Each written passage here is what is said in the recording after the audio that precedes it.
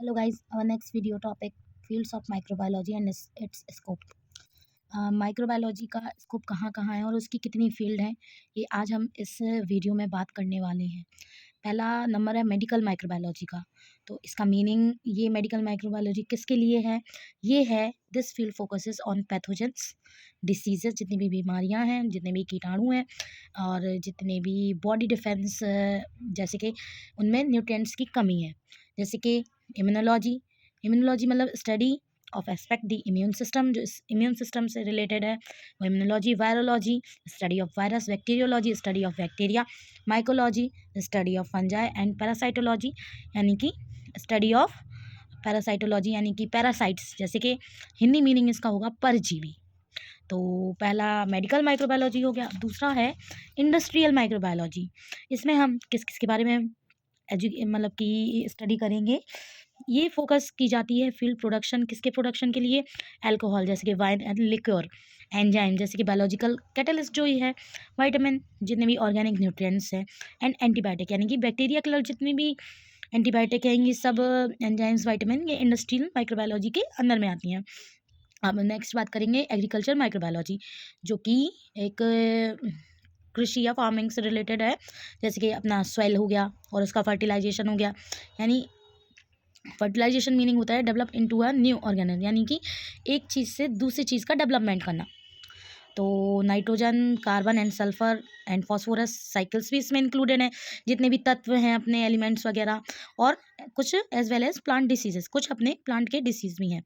Number 4 है food microbiology, खाने पीने से रिलेटेड।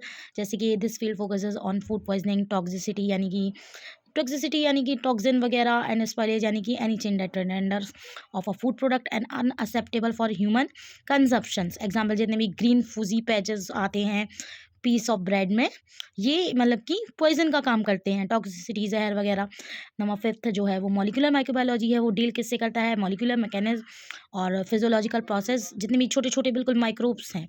एंड प्रोडक्शन किसका होता है, बायोटेक्नोलॉजी प्रोडक्ट्स भी हैं उसमें स्टडी की जाती है। जैसे कि वैक्सीन जितनी भी बनाना हुआ, और एंटीबॉडीज़ यानी कि बैक्टीरिया को मारने वाली जितनी भी जो हैं, ये जैसे कि IgG, IgM, जितनी भी 5 एंटीबॉडी हैं, IgA, IgE, तो ये सब हो गई। और मॉलिक्यूलर माइक्रोबायोलॉजी का मीनिंग है study of genetics, micro organism governing, जैसे कि जेनेटिक लेवल पे अपन को इसकी स्टडी करना, जितने भी उसमें प्रोसेस हों वो भी इंक्लूड होंगी।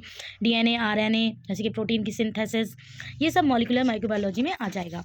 नंबर 6 है सैनिटरी माइक्रोबायोलॉजी, यानी कि सैनिटरी का मीनिंग होता है public health, hygiene and environmental sanitation is the science based on the detection of risk associated with the production, manufacture and consumption of food and water.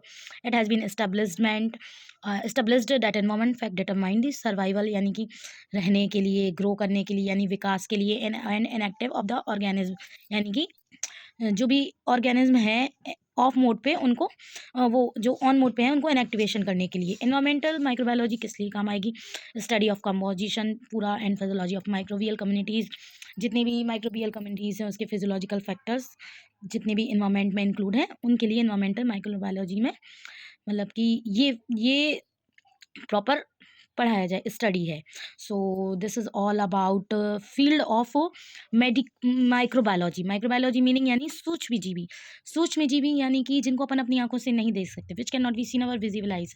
अपन को इनको देखने के लिए we can see the organism with the help of lens या फिर spectrometer, जैसे कि lens, optical instrument are used in microbial colony and media. So guys, this is basic information about fields of microbiology, and we will discuss our next video division, classification and its types. So thank you guys, please like and share and subscribe. Thank you so much.